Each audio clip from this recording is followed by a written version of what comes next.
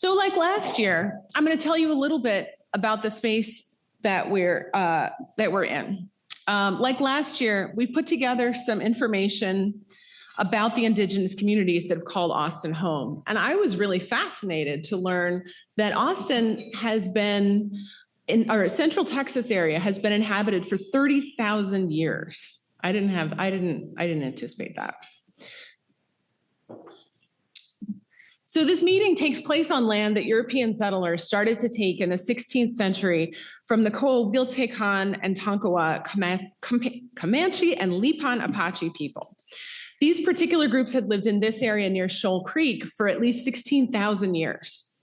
So the seizure of the land was complete by the middle of the 19th century when the Tonkawa were forced onto reservations by white settlers and then removed to the Washita Reservation in Oklahoma during the Tonkawa Trail of Tears.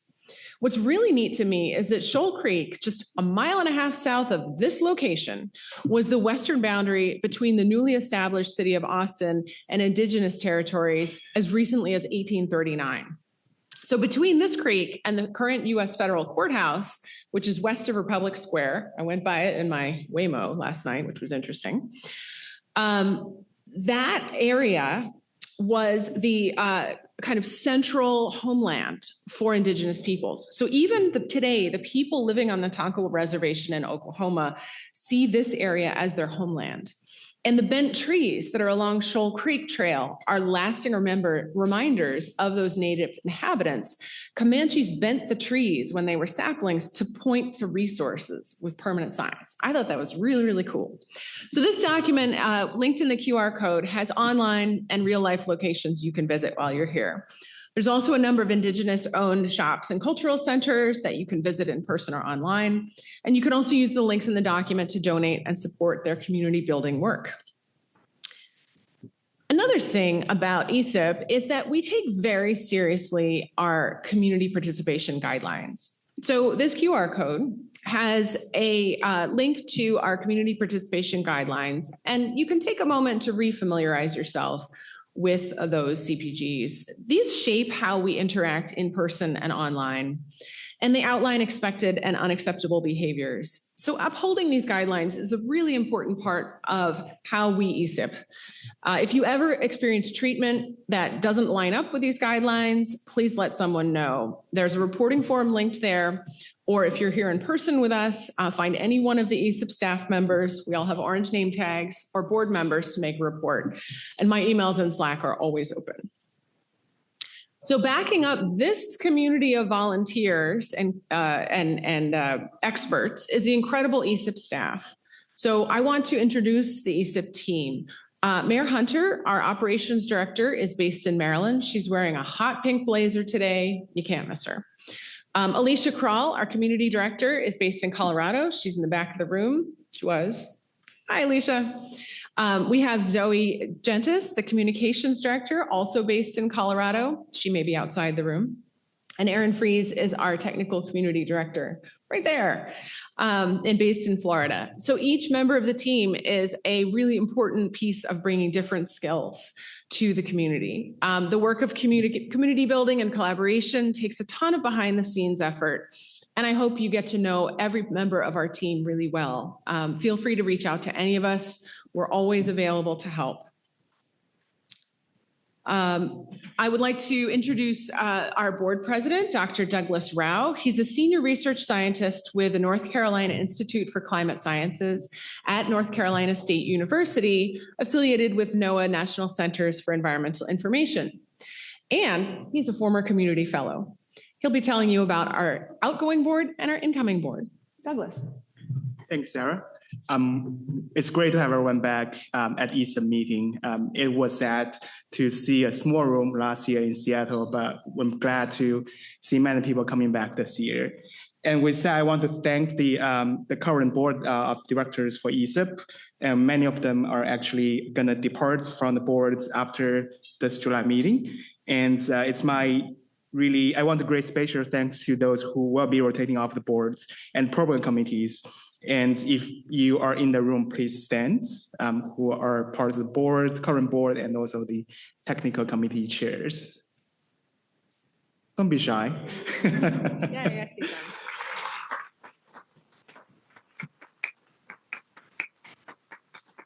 Thanks. They are the volunteer leadership for ESIP that leads a lot of those activities going on and setting the directions for the organization. And now I want to welcome our incoming board and program committee that will be announced via social media very soon. And I will be joined with Chris and Bruce returning as the board members for the coming year. And we have a crop of fresh new board members joining this time. And if you are in the room, please stand and so we can recognize you for your upcoming service to the community. Thanks. And this is also a plug. In the future, if you're interested in serving as a community leadership, please let Sarah or myself know. We are always looking for those enthusiastic leaders to serve the community. Thank you, Douglas. It's been a real pleasure to get to know you as board president. As I've been onboarding to ESIP, Douglas has been a real font of knowledge. So I'm really grateful for that. Another group that we would like to help you get to know are the ESIP Community Fellows. Our community fellows are current graduate students or recent postdocs who want to engage with the ESIP community more deeply, and they're assigned to support a specific collaboration area. They bring their current research interests to the community, they help manage activities, and they support hosting this meeting and our January meeting. We see the Community Fellows program as a great way to connect with and invest in early career professionals and expose them to the work of community management and community development early in their career. So we have seen many community fellows benefit from the networking they found at ESIP and the early leadership training they found, and they've gone on to be some of ESIP's most active community members through their careers. Community fellows, if you're in the room with us, please stand up.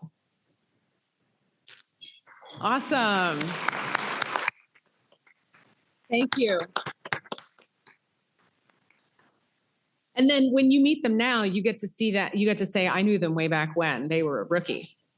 So each fellow is an expert in their own area, and they're here to meet all of you and absorb all they can from the community. So one priority of mine is to tap more of this community's capacity in mentoring and sharing knowledge.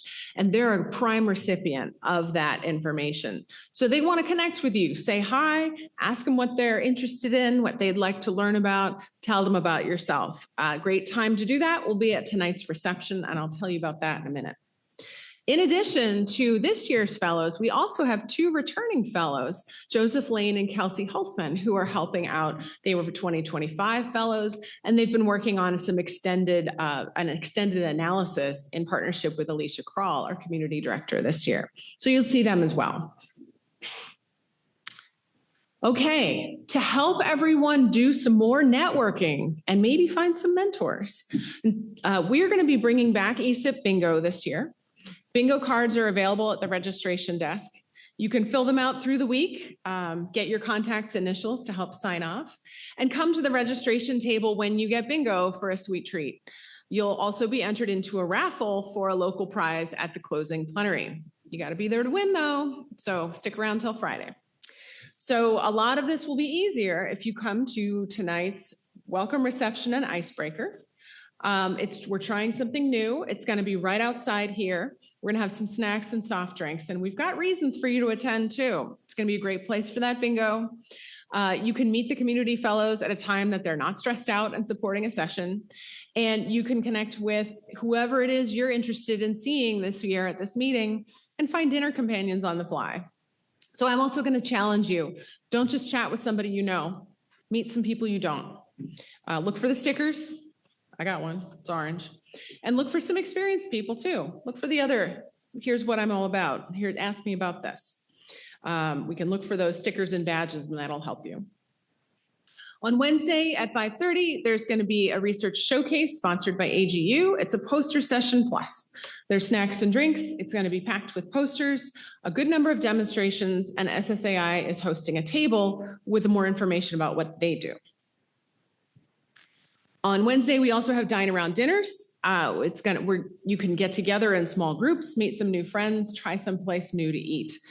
We have a Google Sheet attached to this QR code. You can add your name to a group for any place you'd like to go. And if that table fills up, you can start a new one and people will join you. It's very easy, a very easy way to get to know people and try something in the local area. Okay, and Thursday's plenary talks will be by Maddie Berger, Hawaii Institute of Marine Bio, ESIP's Raskin Scholar for 2025, and by Fa Li at UT Austin, who will also be presenting. Between our call for sessions today and Thursday, you will have had ideas. Now you can propose an unconference session. So at registration, we're collecting proposals for unconference. We'll collate the list. On Thursday, there'll be 2-minute pitches for your unconference session right before we break, and then we'll decide where everybody meets. And then you'll be assigned to different rooms. The 6 largest unconference sessions will have Zoom rooms attached, and we can support virtual participation. So when people kind of identify what unconference topics they're interested in, we can assign rooms and locations. So that's going to be a little bit more of like on the fly interactive. So get ready for that. Thursday is Funding Friday poster making. That's going to be at Gabriel's Cafe here in the hotel.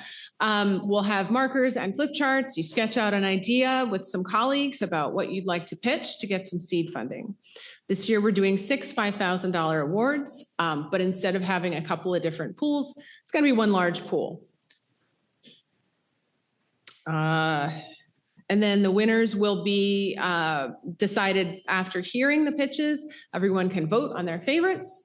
And then the winners will be decided by the staff who are gonna base the decision on the popular vote, plus our aim of funding a representative cross-section of the community. So think career stage, topic, organizational type, maybe geography, or maybe topical type. And then finally, on Friday, there will be the closing plenary. Now, contrary to popular belief, this is open to all, whether or not you're registered for the meeting and whether or not you're a partner.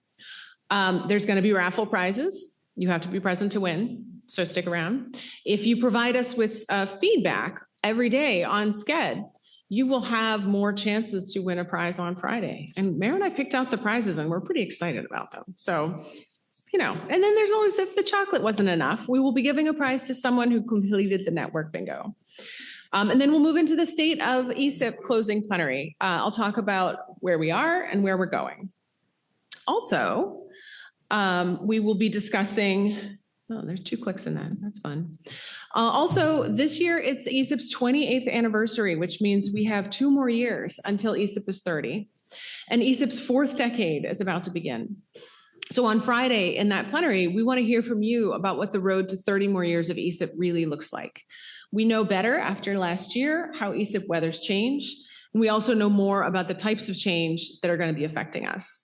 So we want to roll all of that together and get your best thoughts about what ESIP needs to do to focus on in the coming years. So this can include operations, revenue, programmatic focus, how we partner with others, and really anything else that occurs to you. So on Friday, we'll be doing that group brainstorming activity to really identify actions that we can take. So I'm excited about it. I think it's going to allow us to be really creative together, and I hope you join us. I know some of you are going to be in transit, but we have a Miro board and we have a way for people to participate virtually or after the fact. Coming up to the end of my remarks, I'd like to express a great big thank you to Esri, our silver sponsor for the meeting.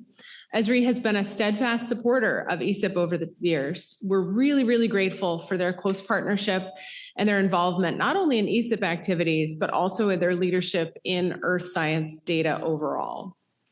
In the off chance you're not familiar with Esri yet, you should be.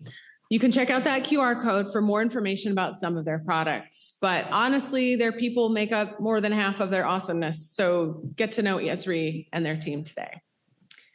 We also owe a big thank you to our sponsors. They help us make sure we have coffee and nice lunches and sometimes reusable lanyards and many other things that help us meet together better. So small amounts add up. We're really grateful to sponsors who show up for us outside the meeting too. Those who give us compute credits, who support hackathons, or support our early career researchers. And if that fits your brand, we would love to talk to you. ESIP is a year-round thing, and so can sponsorship be. Next, I'd like to hand this back to Douglas. He's going to talk a little bit more about what ESIP is. Douglas. Thanks, Sarah. You might be wondering why I'm standing behind Sarah, just overlooking her shoulder. I'm not micromanaging the whole session, but just making sure everything's on time. So I want to thank everyone to joining us here today. And I also want to thank all the community members who has been showed up throughout the years to support ESIP. And for ESIP, for those of you, please raise your hand if this is your first time attending ESIP wow. Look around. Oh my God.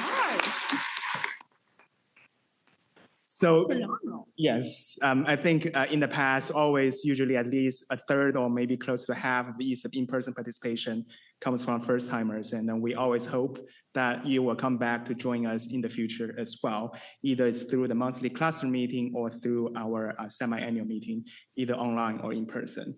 And to give you more information, I would invite all those volunteers of the cluster chairs and existing leaderships to stand or raise your hand. So for the first timers who have questions, they might know who to go ask questions. So if you are a cluster chair or a community leadership, please raise your hand so other people know who, don't be shy, we have more than that. So those are your experienced participants in the meeting. If you have any specific questions, they will be the great people to reach out to. And this is really a community that is most welcoming to everyone. And I joined ESIP in 2018 as community fellow, like Sarah mentioned, together with 7 other community fellows that we have learned a lot. The community welcomed us with open arm. At that time, I do not really know what ontology is. As I was doing my PhD at Maryland for on satellites, and Wilster at that time took me in under her wing, give me a lot of mentorship and support as I progress in the community. That's where I am right now. And I want to highlight one specific session this meeting, which is led by Alicia Crow and some other community fellows who are envisioning what a future community fellow program will look like and the mentorship and professional development. So if you are interested, please join them in the breakout sessions to support and then envision what a future Earth science information professionals will look like.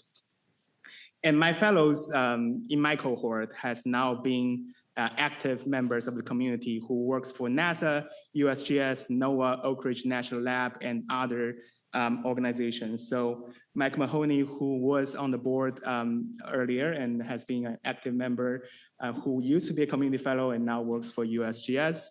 And Natalie Rea, who is here and leads a cluster, used to be a community fellow as well, and then leads a great work on the physical samples cluster and all those guidelines for the community. I also want to say what a year in 2025. I think we all know that. Mark Parsons, who I owe great gratitude for the last year, leads the transition of the staff and ESIP through when we are trying to find the best fit for the organization. Before Sarah joined us, and Mark, when Mark and I talked, Mark joked that what a year for me to choose to chair the board. But I'm glad that I have the opportunity to learn with the community altogether and grow and adapt to the change with the staff altogether. So I think one quote from the Seattle meeting that Mark always mentions also leaves a great mark to me is that from one of the plenary speaker, Brianna Pagong, she mentioned as she delivering her remarks after the LA fire last year, is that community and the people are the foundation of the ESIP, and where technology failed us, the community showed up. And I think in the great time of transition, as well as the disruption of the innovative technologies, community and the people should be the core as we adapt those technologies and adapt to the change as a community altogether. That's why I'm really proud of the boards to really continue to recognize our vision for the organization, which is when I need to change the slides. The ESIP's vision is a world where data-driven solutions are reality for all by making earth science data actionable by all who needs them anytime, anywhere. So we officially adopt this vision about a few years ago, where we are recognizing that the needs of earth science information is critical for the society and for anyone in the world.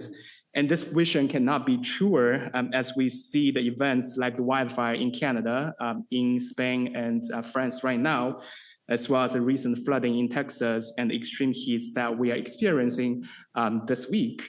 And social media's obsession with the El Nino that's brewing in the ocean. And all of which demands trusted earth science information to bridge the divide between the reality and the solution that we are facing. And that's where ESIP mission comes, where we will be empowering the innovative use and stewardship of earth science data to solve our planet's greatest challenges. This has been what we are great at and continue to lead into the future. And as Bruce mentioning in the board meeting yesterday, that ESIP has always been a visionary organization where we lead the innovation to use earth science information. So the board also recognized that we, and as a community, need to do more and a better job to tell the stories of those innovative users to a broader audience as ESIP continues to grow and serve as a bridge to other professionals and earth science information users. ESIP achieves this through our core values, which are integrity, inclusiveness, collaboration, openness, and curiosity. The community participation guideline builds upon all the values that we hold true, and we encourage everyone to look through the community participation guidelines. And if you fear any uncomfortableness during the meeting, please feel free to reach out any board members or staff, and so we can improve as we go together as a community. And with that, I'm going to turn it over back to Sarah, and I can sit down. Thank you. All right. Thank you. I do have one more note to make from Douglas's remarks. Thank you, Douglas. All of maintaining these values requires input and activity from the community. So please provide us comments and feedback. So one of the ways that you can provide comments and feedback is using SCED each day. There's a button, provide feedback, right at the top. Tell us how we're doing. Tell us what worked. Tell us what didn't work. I said a few minutes ago to another group, tell us the good, bad, and ugly. We want it all. We always integrate feedback into the next year's plan. We offer prizes, as I mentioned before. So the more you feedback, the more chances you have to win cool prizes. Please be open, please be curious this week, and please let us know how we're doing. So with that, let's learn something new. Our theme for this year is Bridging Divides. And so our speakers today are going to be bridging data user, communities, and technologies. We have two speakers who will be joining us, Dr. Dev Nyogi, a professor at UT Austin, and with many, many other credentials to his name. And we have Dr. Marshall Ma, who is also probably a familiar face to ESIP. He's also the winner of the ESIP AGU Joint Falkenberg Award that was given in December. So first, I would like to introduce Dr. Nyogi. He is professor, Department of Earth and Planetary Sciences at Jackson School of Geosciences and the William Stamps Chair in the Earth and Planetary Sciences Department at the University of Texas, Austin. So he has multiple joint appointments at different schools. He was Indiana State climatologist from 2005 to 2018. And hundreds of papers and abstracts to his name and nearly 20,000 citations.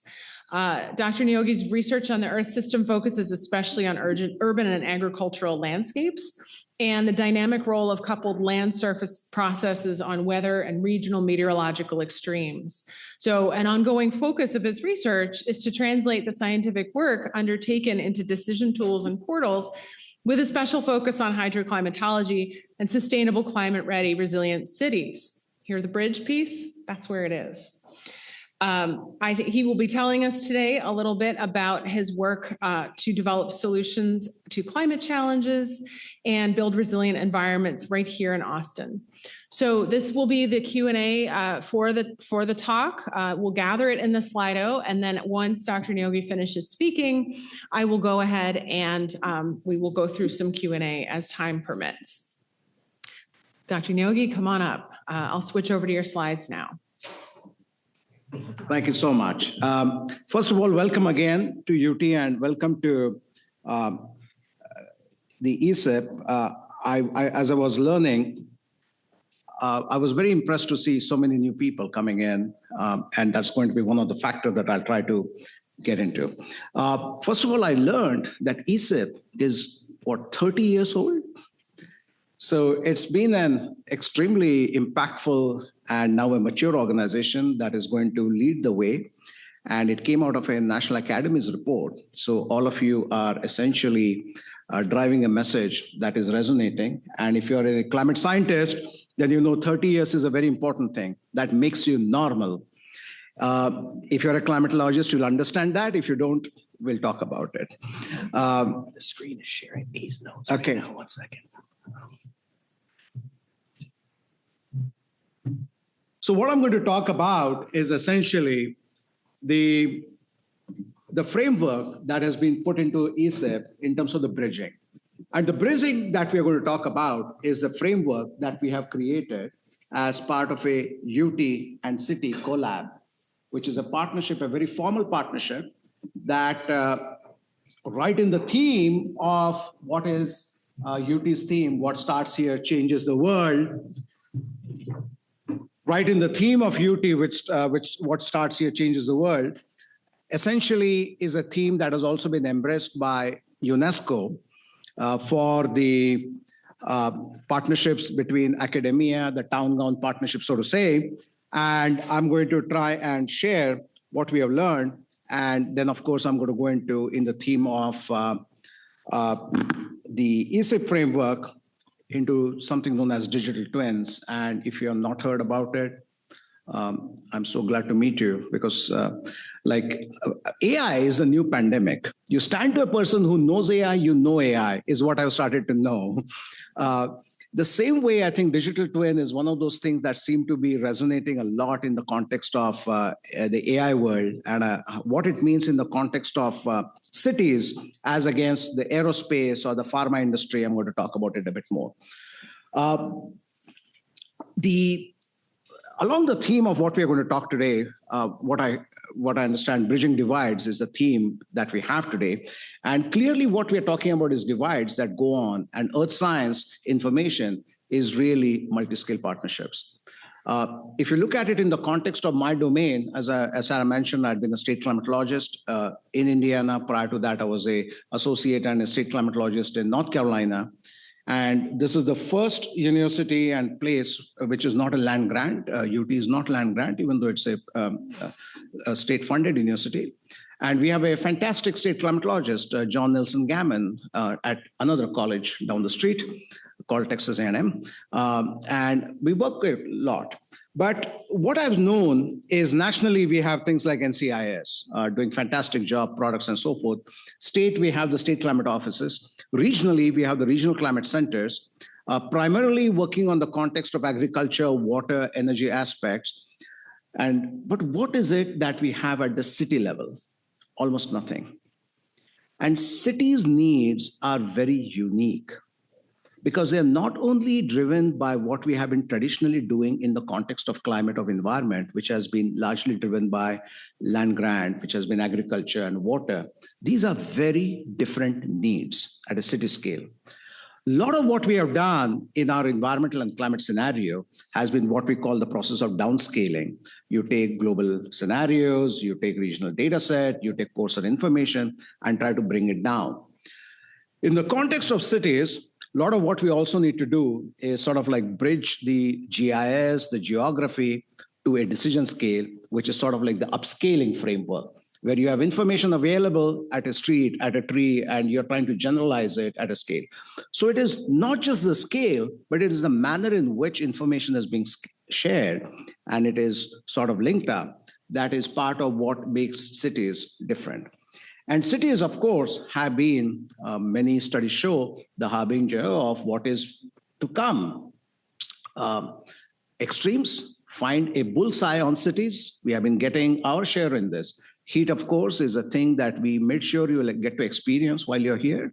So welcome to Austin and South. Thankfully, there are no floods, but we had this flooding just about a week back again, and a very horrendous flooding last July. Ice seems to be the thing happening in and around Austin and Central Texas. We just seem to be at that line where it is between snow and ice formation. And that's been something extremely serious because we are trying to see, does it mean to change anything in terms of the building bylaws and so forth that we can provide? And Central Texas, outside of California, I'm told, is one of the most dangerously primed wildfire risk region. And so WUIs are part of something that, this region has been very actively working into. And we have South. Drought is our landscape. And we have been going through this floods and droughts into the same thing. So when cities are challenged by these shocks all the time, there are certain reactive aspects that they do, as it happened rightfully after the winter storm, Mara. And then there are things that are being planned into the long-term resilience, like Austin did, buying 300 acres of land to restore forests, et cetera, urban forests, et cetera. So there are long-term aspects, there's a water future planning, and there are short-term aspects that go in.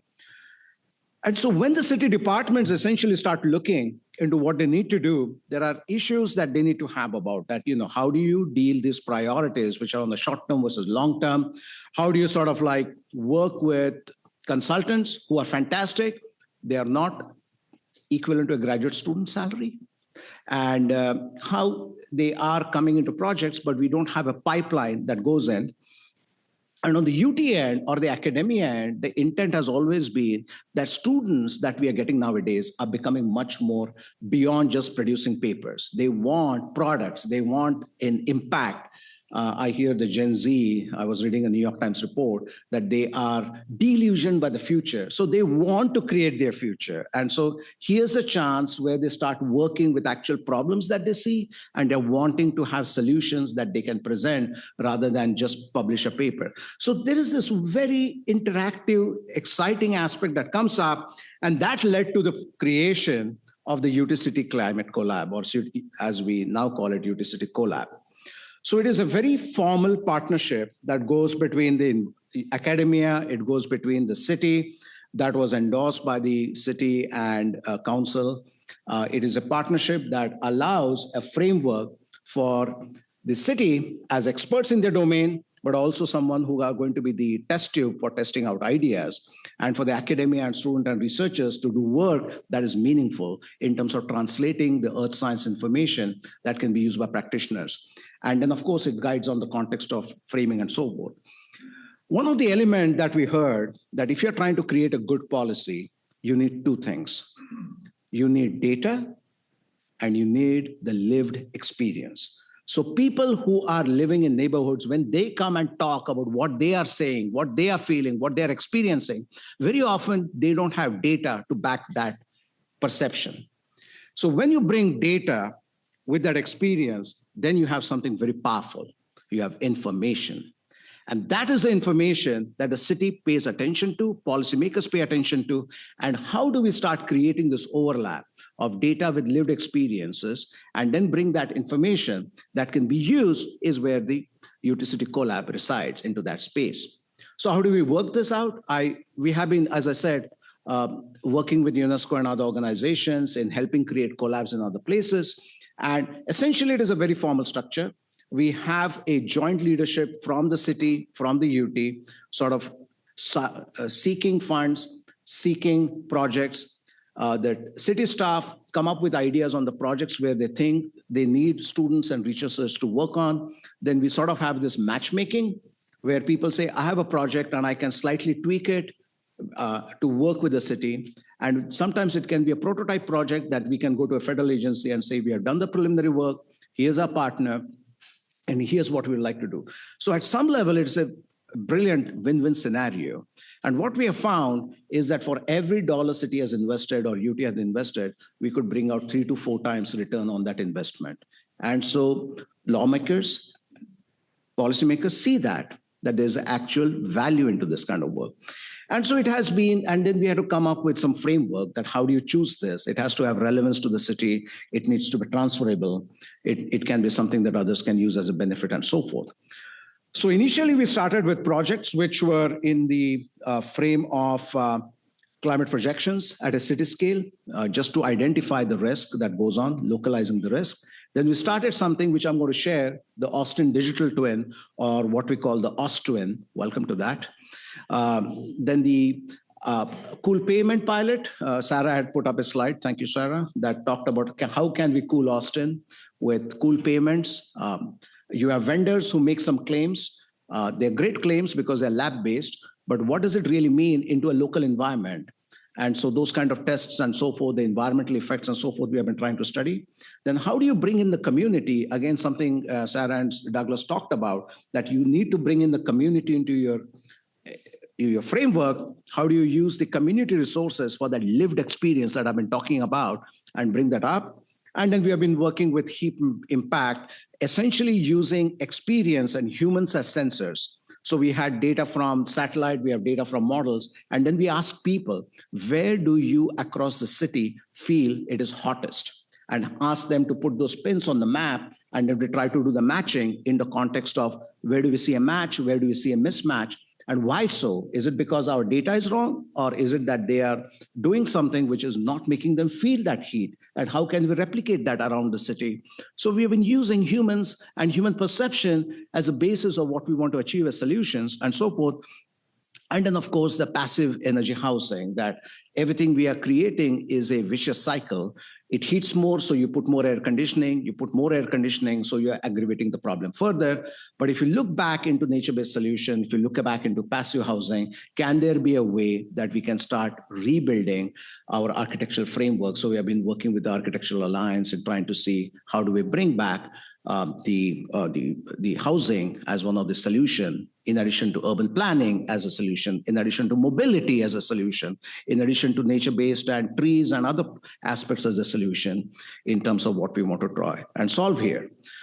So in 2025, we sort of went into a different direction. And then because we now have trees, one of the challenges that we have, trees are beautiful. We love them. They are great for your I love trees, I like shade, but trees are also cinder blocks. If they are dry, they can be fuel for fire. They can take a lot of water. So how do you come up with this tree health using satellite data sets, sensors and satellite data sets? That's been one of the things we have been working. Then this whole issue about recycle or reuse, that you have thousands of projects going on in the city. How do you sort of reuse that information, or how do you reuse the material? They're trying to work with city departments in terms of using AI and machine learning, trying to do that. How do you come up with a scenario planning in the context of what can be done with regards to city departments, how ready they are for the shocks and future planning? What can we do in terms of working with them to creating the tools?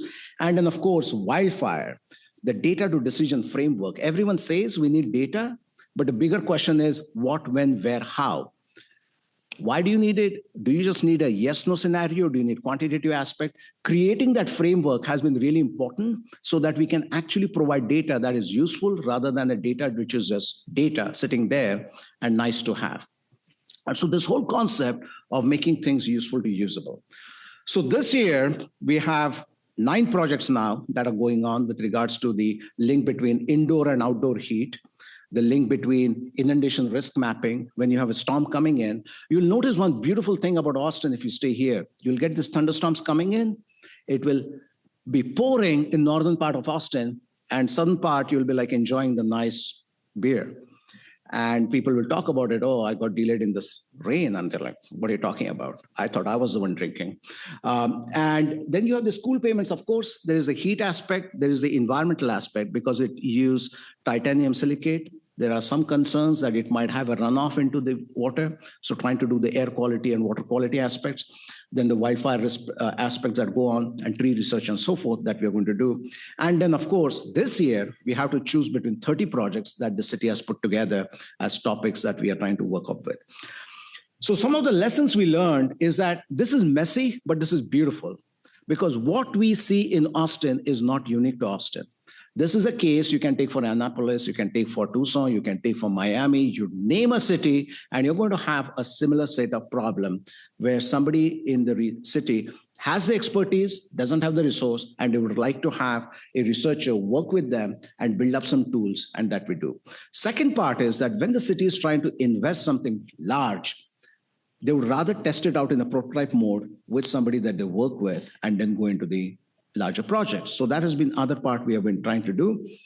Now comes the question, how do we then take what we have in the context of something that can be transferred and scaled beyond just a city? And so this is where the exciting world of the whole digital twin scenario has been coming in. In the context of climate, for instance, we have been hearing about digital twins in this very global scale. Project Destiny, the Destination Earth, is a European project, billions of euros being put into it, and trying to create this AI and machine learning based climate projections, climate and weather models that we can use using AI as an enterprise. And then we had been working with Doug and other teams and NOAA and other partners, DOE and et cetera, trying to come up with this notion that we know this at a global scale. How do we apply this at a city scale? So it's a twofold problem.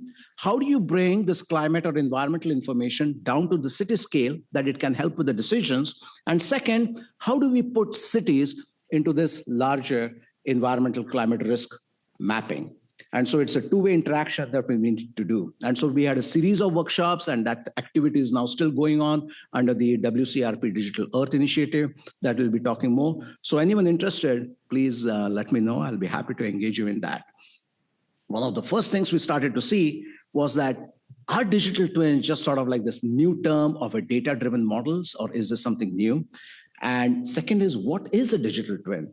Every person you talk to has a perception from a Lego-like model to a computational framework of what a digital twin could be. And are digital twins truly scalable and transferable in terms of working across? It was funny, when we were doing this project, I was invited to Caltech for a digital twin that they were doing for a Jupiter's moon. And I have zero idea why you called me. But as soon as we were in the meeting, we could see there is a lot of overlap in the context in which we can start building this framework. So if the ideas can work from what we were trying to do for cities to Jupiter's moon, then there is something we can start thinking in the context of a common terminology in aspect. As I mentioned, AI is the new pandemic, but AI is also beautiful, because it has provided us a language to talk across disciplines. So when I talk of a diffusion model, one person knows one thing, another person knows another thing, but that becomes our common point. When we've got super resolution data sets, we know what we're talking about. So that has been our integrator, and digital twin is that platform where we actually take this familiarity into a decision framework. And that is what I'm going to try and show. So I will run very quickly, considering I have 8 minutes. In the context of what we have with the definitions of digital twin. The first and foremost is that I would like you to identify digital twin as 2 things. One, which is a replica, almost like an engineering replica. You can think of a house, you can think of an aircraft. And the second is what we call a digital shadow. A digital shadow is where you're trying to bring in the processes. It's sort of like, somebody shadowing you on your job, what we call the AI agents now, that's somebody who is doing your tasks, but it is a little bigger than that. It is an element of data, it is an element of decisions, it is an element of your activities, and the things for which you don't have the real physics associated. So there's data involved, there is some interactivity involved, there's some characteristics of learning, so it is adaptive and learning on its own.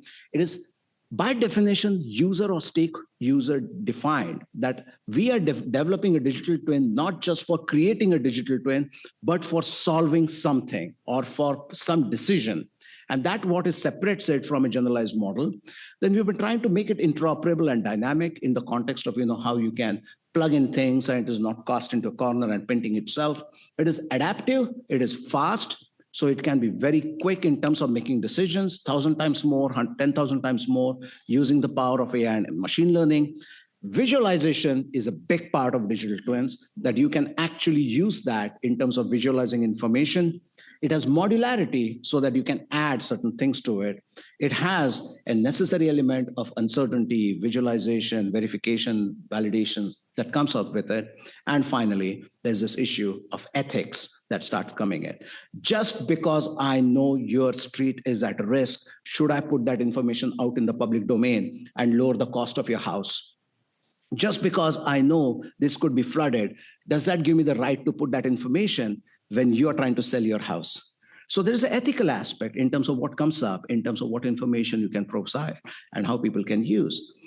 So these definitions that we came up with are not, or the elements we came up with are not unique. They also have, elements across the theme. This is from the UK, Digital Twin Hub, Singapore has a digital twin, and so forth.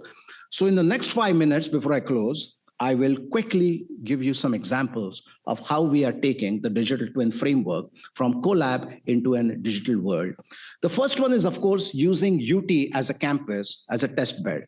So we have a twin for every building, how much energy is used, what could be the energy used in future, which ones you want to sort of redo in terms of building energy loss, and so forth. So this is the U twin, the University of Texas twin that we have. And then we moved on from there to take the city as an example where we can try, and that's our OSTwin. And that OSTwin essentially has series of AI machine learning-based data products that have been created, one of which is for building height. And this is actually really important to go from the 2D architecture to the 3D morphology, both for the trees as well as for building. And that allows you for inundation, shading, and other factors that start coming in. So this 3D part was one of the really important things that we started studying in the context of temperatures, shades, thunderstorms, thermal comfort. I'll show you a slide on that.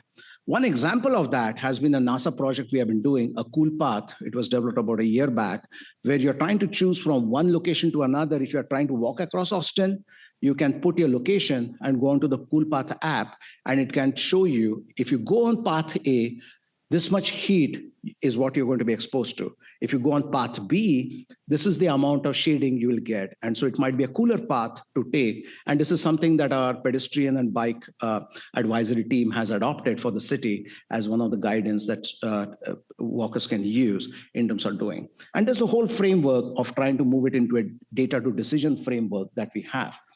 One thing we have done is this thermal scape, which is a 2 meter by 2 meter temperature data set for the city at different times that we can use for decisions such as where do you need to put shading, where do you want to put trees.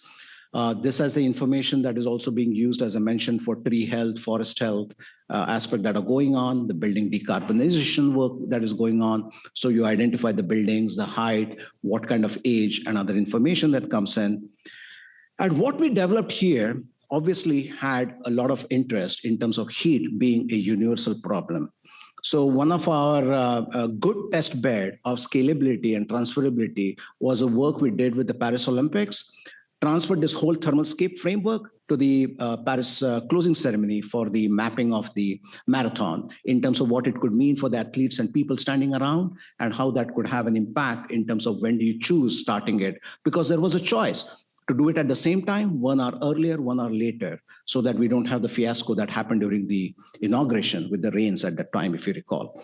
So that was done, and some other things that are going on. One example, for instance, if you have to plant 1,000 trees, where do you plant? So we can start working with this data set and try to find an optimization. We call this a tree pot, which is a tree plant optimization tool that you can use it for planting. But where do you plant these trees and so forth? There's a smoke and fire tool. Where does smoke spread within the city? Not just for a wildfire, but in the context of a controlled burn, so that when you're doing the controlled burn, you can actually have information that it doesn't go to, some adult daycare or something like that that is going on and so forth. So there's the OSTwin and the Fire DT digital twin that is going on.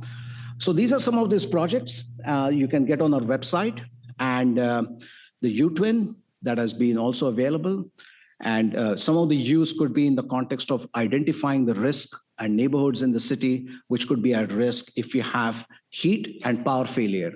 what it could mean, which neighborhoods could have an issue. And so this was some of the surprising factors that came up, that almost 85% of homes in certain neighborhood we found were dangerous for elderly. And so this was not something we had been aware of. And so the city is taking this quite seriously in the context of planning and so forth. As I mentioned, we did this with the Paris project. This has been a great test into a blind mode. And based on some of the deep learning work that we have been doing, and I'll just quickly go through some eye candy here so that you can't do a digital twin without good visualization in the context of what it means by taking the graphics in the context of a image and then trying to put it in the context of photorealism, trying to put it in the context of not just photorealism, but actually extracting out information that can be used by the models to start creating your breadth and height data set that you can feed into a weather model, that you can feed into a context of what it could mean for shades, plants, and so forth. And once you have this information, start creating this kind of a thermal scapes. Where do you have heat? Where do you have shade? What it could mean in the context of, and that's probably my time there. So I'll close by saying that AI, satellite products, digital twin framework, stakeholder participation, these are our superpowers. But the challenge endure and stay. And those are, when I was talking to people, why are you not using earth science product? The first challenge comes to be accessibility. No matter what we are doing, people are still finding accessing it a challenge. Formatting is still a challenge. Second, relevance. They don't see how this is going to be relevant to their work. So we have to really work with them in trying to build it up. The point I made before and make again, they don't look at satellite imagery as data. They think data is a sensor sitting out in the field. And we say it is satellite data. And still that aspect that those are real numbers needs to come. Scale, that information they need versus information that is available. Still a big problem, and we need tools for that. Findability is still a challenge. We need to have something with LLMs and other coming in.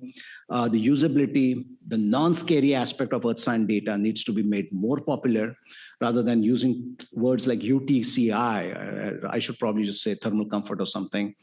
They don't know what is going to be cost. Is it free? And then, of course, the capacity building is a big, big, big challenge. We have tools for people who can open up an Esri dog, play with GIS, and we have a lot of things needed where people have to be told what is a Esri, what is a GIS. And so you have to have a need for that -1 to 0 before we can go from 0 to 10. And that is also one part. So thank you very much, and I will look forward to engaging more with you. Thank you. Thank you. Thank you so much. Folks have been adding a few questions to the Slido.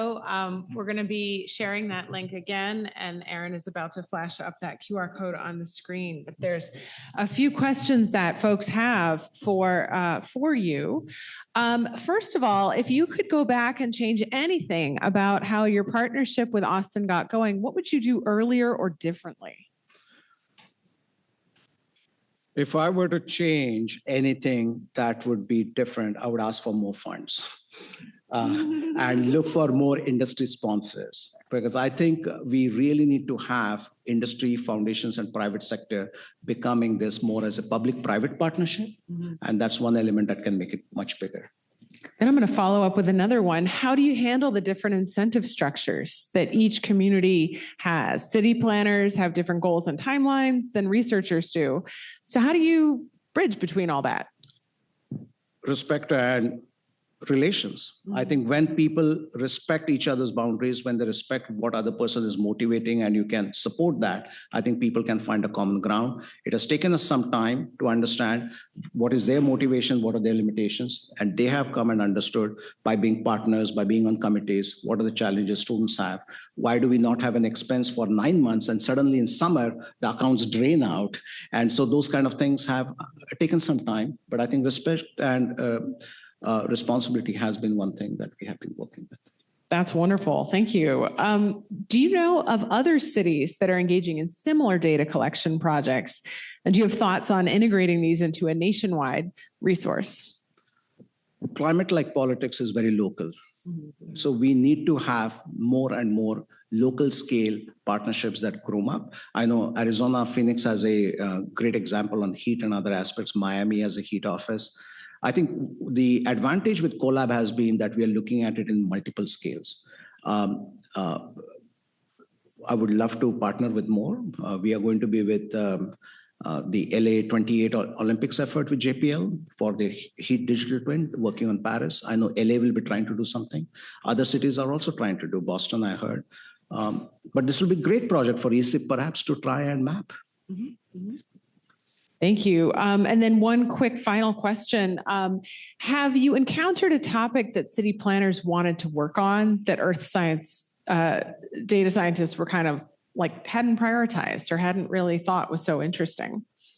Right. I think there are lots and lots of topics. I mean, engaging the community, what we found is that initially it was 5 projects and 9 projects. Now they're looking at 30 projects. And I think next year it will be 50 projects. Some topics which are still hard to grasp are those associated with food waste, or like things associated with the life cycle assessment. We are still trying to work on that. Second is the things we can't sense, essentially indoor air quality, indoor heat. Mobility is still a big part of it. And then the whole issue about where a community might approach it from a framework that may not be, the word I'm going to use is legally aligned in the manner in which we try to do our research now. And so how do you make that accessible to different communities? Those are some of the challenges we have. But I would say making sense out of unsensed is probably the theme that ESIP can get into. All right. Thank you so much. Please welcome, or please help me thank Dr. Nyogi for that wonderful talk. Thank you so much. Next, we have Marshall Ma, who will be joining us to discuss his Falkenberg talk, I think. Is that where we are? Thank you, Marshall, for joining us. I give you the floor in the interest of time. Thank you, Sarah, for the introduction. This is my 14th ESIP summer meeting or July meeting. I still have the fresh memory back to the July, just 1 month after I arrived in the United States from the Netherlands. I finished my PhD in the Netherlands, and I met Peter Fox there, and then he gave me the postdoc job and then brought me to RPI. And then just 1 month after I moved to RPI, I went to the ESIP. I think where was that conference? I think it's in Madison, Wisconsin. This is my first conference in the United States and my first geoinformatics activity in the United States. So still very fresh memories. Anyway, that's just a context. But for today, I will talk about a very small topics in geoinformatics. It's about semantic technologies. So we all know semantics is about the meaning of concepts, the meaning of objects, and the meaning of scientific activities, terminology, taxonomy. And if you go a little bit deeper, you have more and more complicated descriptions, definitions, logics. But if we only look at those concepts, relationships in geoscience, we can still find a lot of those real-world outputs. On the left, you can see the glossary of geology. And if you go right and right, you can see, for example, classification of mineral species, and then database schema for building, for example, relational databases. And you can also see those schemas based on XML, GML for data exchange on the internet. And then you can see more complicated, for example, ontologies for time, ontologies for rock types, ontology for geological time. So in the next 15 minutes, I will show you a number of use cases for different topics in geoscience and at the different scales. Some of them, they are for data management, and some of them, they are focused more on the, for example, the the whole data science workflow, not only on data curation, but also embedded in data analysis. And some of them, they're even about machine learning and large language model applications. I'm going to show you the first project I participated in when I was still an undergraduate student in China, University of Geosciences in Wuhan. At that time, we did not know the concept ontology yet. We don't know semantic web. We call this as a controlled vocabulary, or more technically, we call it a data dictionary. I think that's a concept in relational database. At that time, my advisor, Dr. Wu, because he was heavily involved in the development of a national standard for the terminology of geoscience. This is a really heavy controlled vocabulary for almost all those sub-disciplines in geoscience, including those for mineral exploration, geophysics, geochemistry, and also mineral species. And one work I heavily involved was, you can see actually on the bottom right, you can see the borehole log map. I spent months because we programmed this whole software by ourselves in C++. I spent months trying to draw those icons to represent different rock types. This is like a library we embedded in it's kind of GIS software. But the benefit of using controlled vocabulary in this whole process is once this controlled vocabulary was used in the data set collection in the beginning, and then we standardized with those national level or community level legends or icons for visualization. In the later stage, it's very easy for us to automatically generate those borehole log maps using the standardized data sets and legend icons. So that's kind of first step introducing me to this field of semantics and semantic technology application. And later, when I was in Netherlands for my PhD study, I had a very good chance to know people working on the Inspire project, and also a smaller one within Inspire framework is One Geology Europe. You can see people there. I think there are a lot of familiar faces in this slide. But one work in my PhD research is the representation of concepts and relationships in geological time. You can see a visualization we made in the center. It's a kind of sunburst, or I don't know the terminology to describe the shape, but it's a visualization of the whole geological time from about 4.5 billion years ago to the present. It's a kind of ordinal hierarchical structure for representing the Earth's history. But one work we did is by using this as the ontology, we develop interaction functions with the geological map surface provided by One Geology Europe.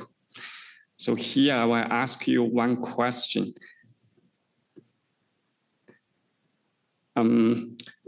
Using the visualized ontology, we automatically generate map legends using the surface rock age maps provided by One Geology Europe. Here you can see 3 results. So let me ask you, which one of them can be the result for the surface rock age of Netherlands? I believe there are some geologists in this room. The one on the right? Can you give me a reason why it's not the one?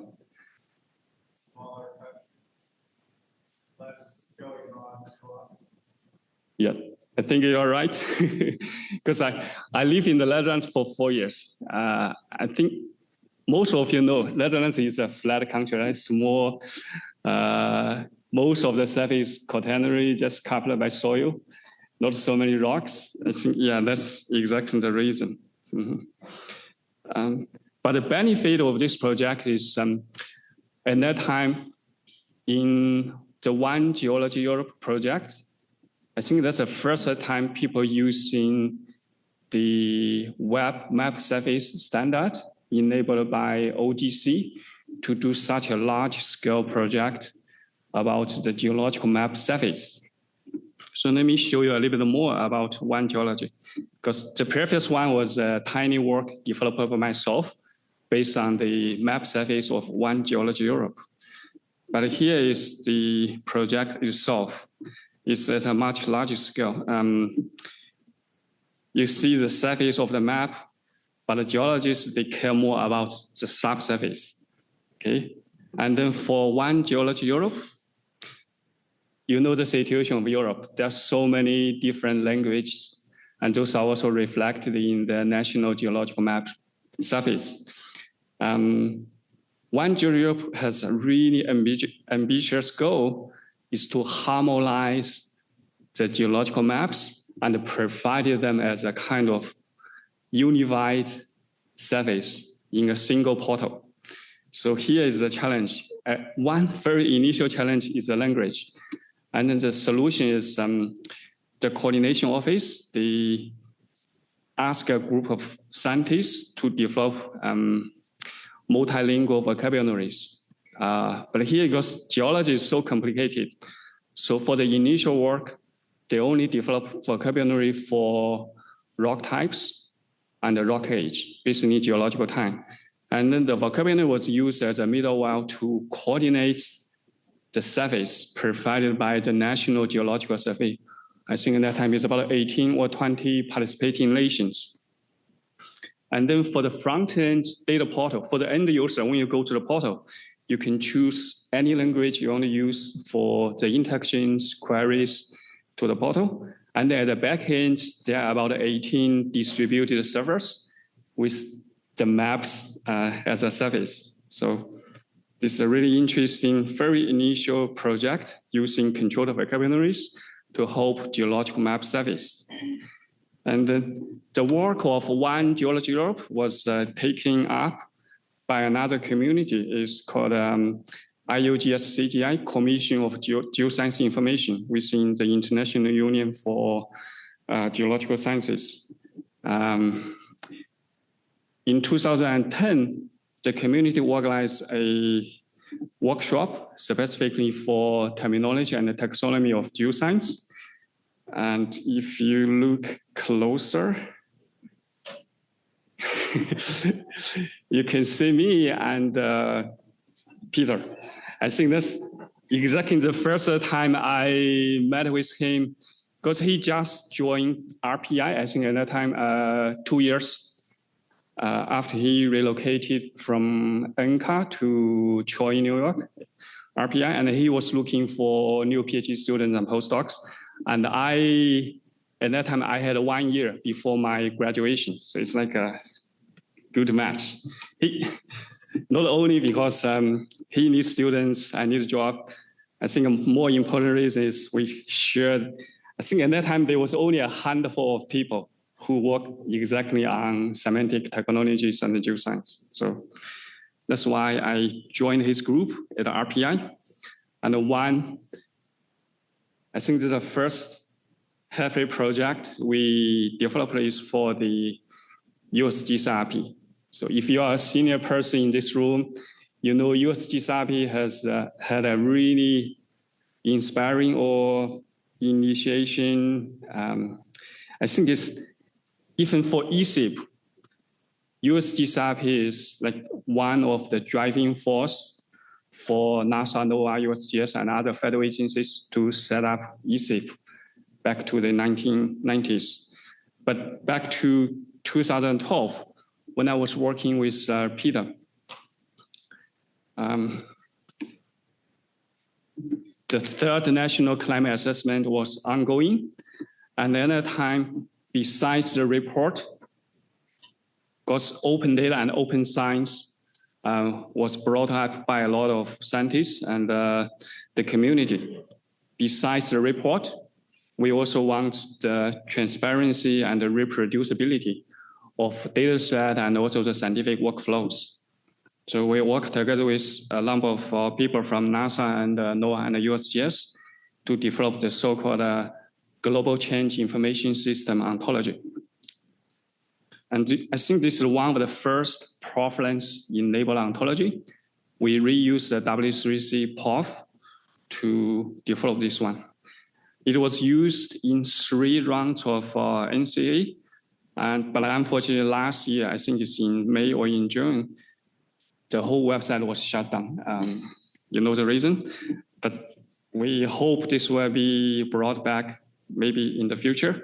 But anyway, this is, I think, a very important usage of POF for the earth and the environmental science.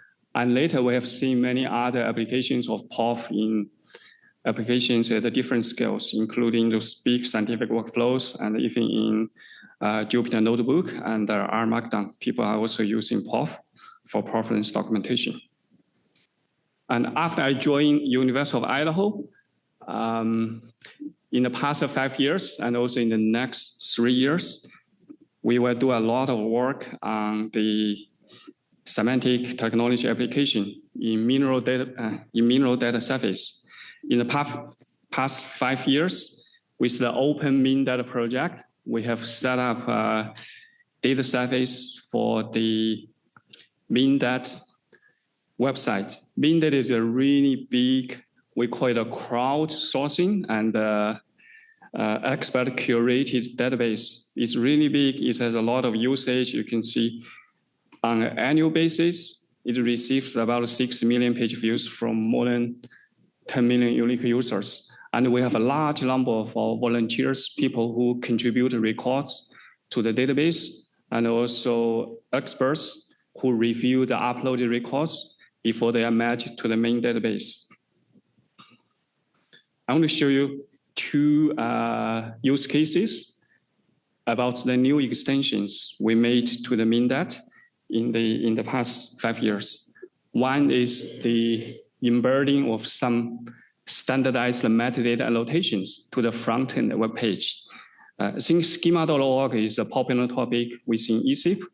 Besides schema.org, MinData also used OGP, the Open Graph Protocol. This was a schema initiated by Meta, Facebook. So you can see here for the page of amino species called orphanite, you can see those annotations embedded in the HTML source code of the page. The advantage of this, there are a lot of advantages anyway, but one is that if I paste the link to my Facebook timeline, you can immediately see a thumbnail of the page. I think this is a good way to help facilitate the communication of geoscience information, not only to experts, but also to the general public.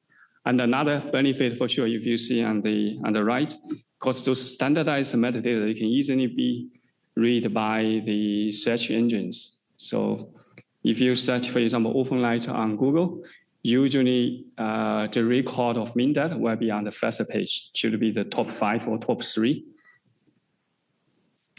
And if you look closer to the MinData records, you can see a lot of other detailed controlled vocabularies, taxonomies.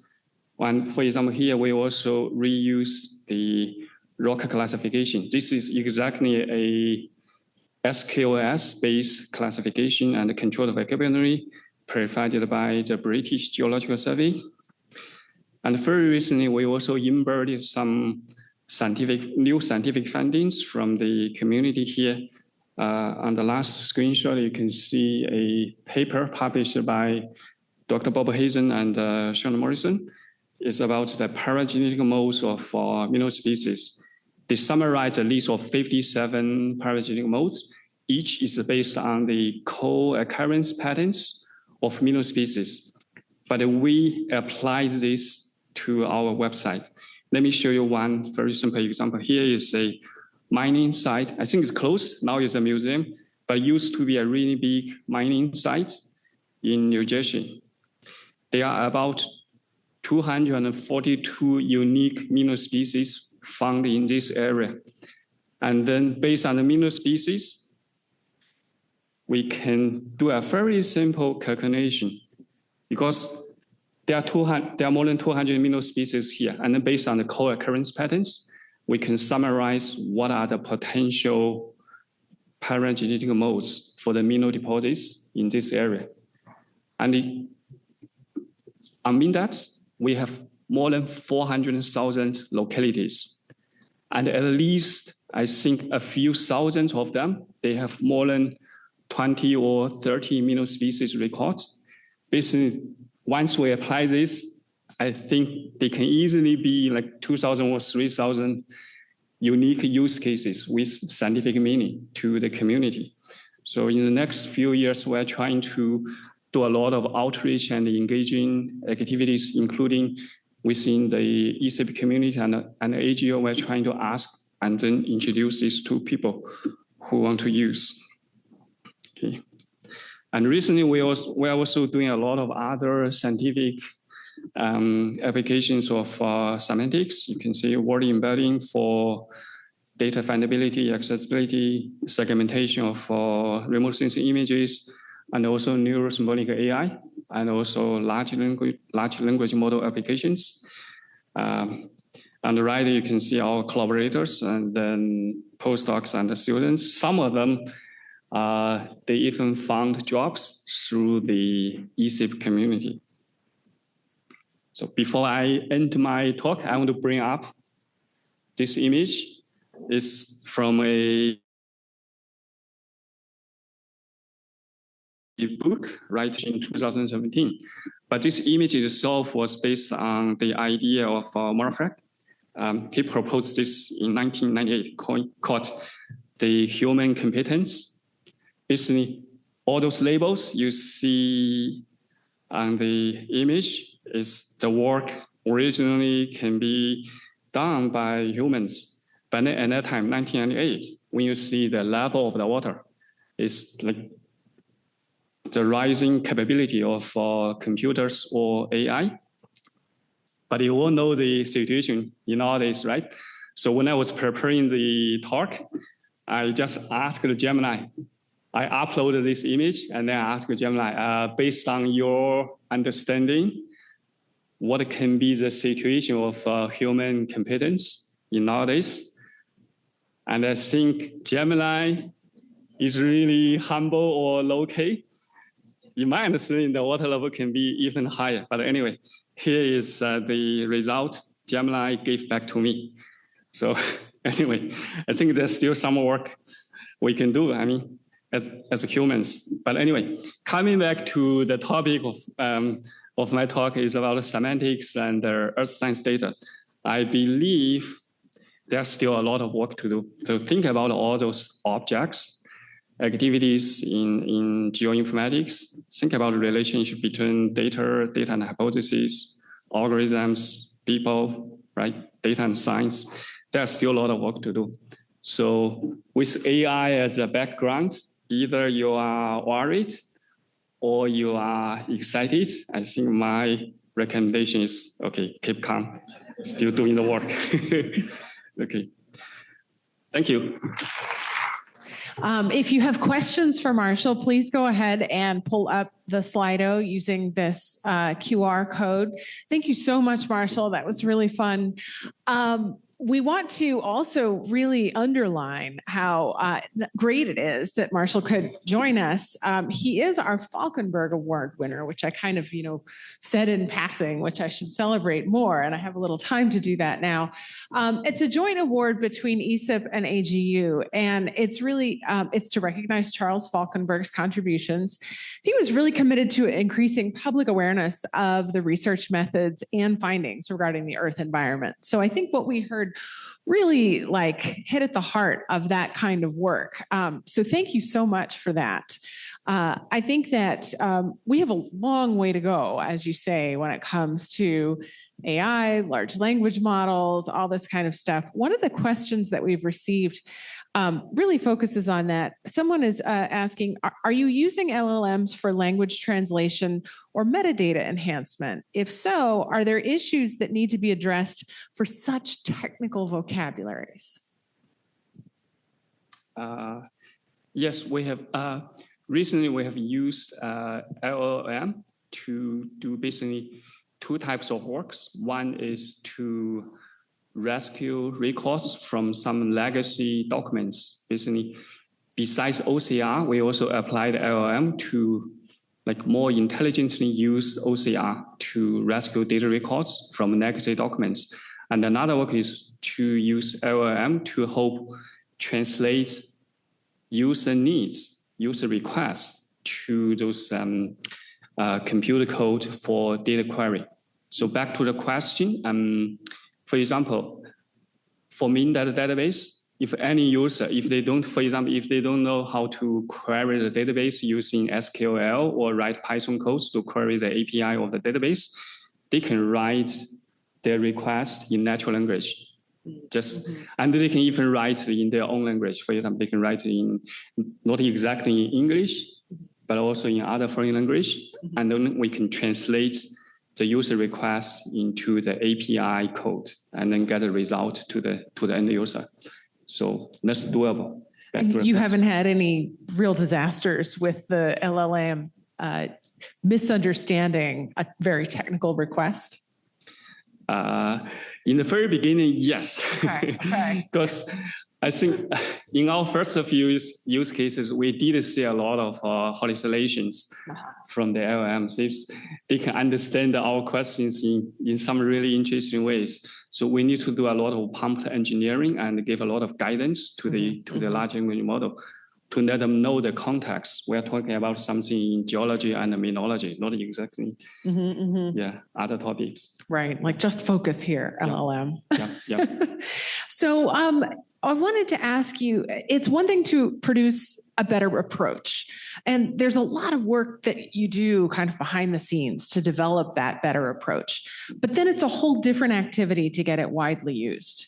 So can you comment a little bit on what's needed to get vocabularies embraced? Because that feels like a more human activity, and it feels like a different skill set. Can you talk a little bit about that? Yeah, I think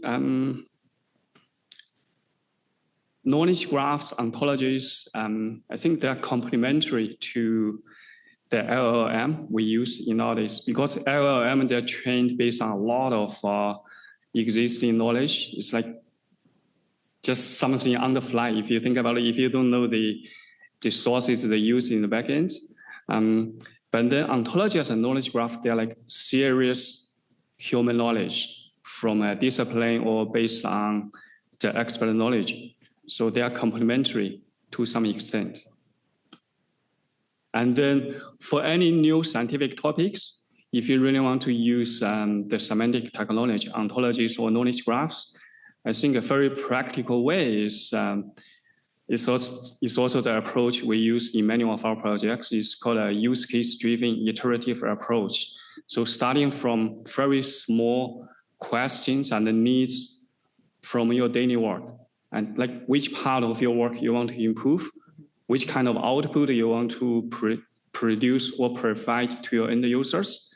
And then starting from that, and then you can analyze like the key objects, concepts, relationships, and then you start the modeling and the knowledge representation, and then you start to improve your workflow. Thanks. That actually sounds a little bit like the prompt engineering that you had to do for the machines to kind of get them to focus. Exactly. Thank you for that. Another question, and this one's from Dave Blodgett, and I'm going to read it straight up because I don't want to get it wrong. Thank you, Dave. It's a hard question when it's coming from him. Can you comment on where you see HTTP URLs as the basis for semantic markup going as we progress into the next phase of web platforms and AI? It seems like the paradigm of the open internet isn't necessarily a sure thing.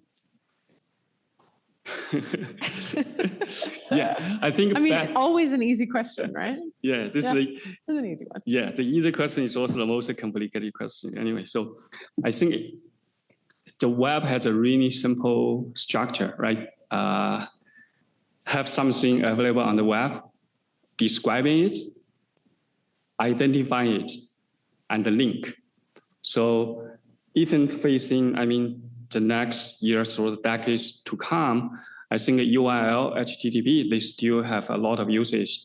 Just one simple comment is think about how to identify all those objects on the web. I think HTTP and URL, that's still an important approach we can use.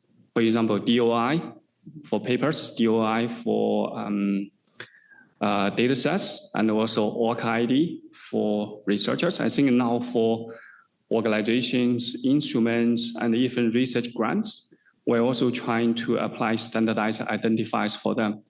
Once you have the identifier, but how to resolve, how to get the detailed description for each of these, I think URL and HTTP, they're still useful. Thank you. I think in the interest of time and coffee, we're going to leave it there. But thank you so much, Marshall. This was great. I'm really glad we had a chance to host you here and hear about your work. Thank you so again. much. Yep.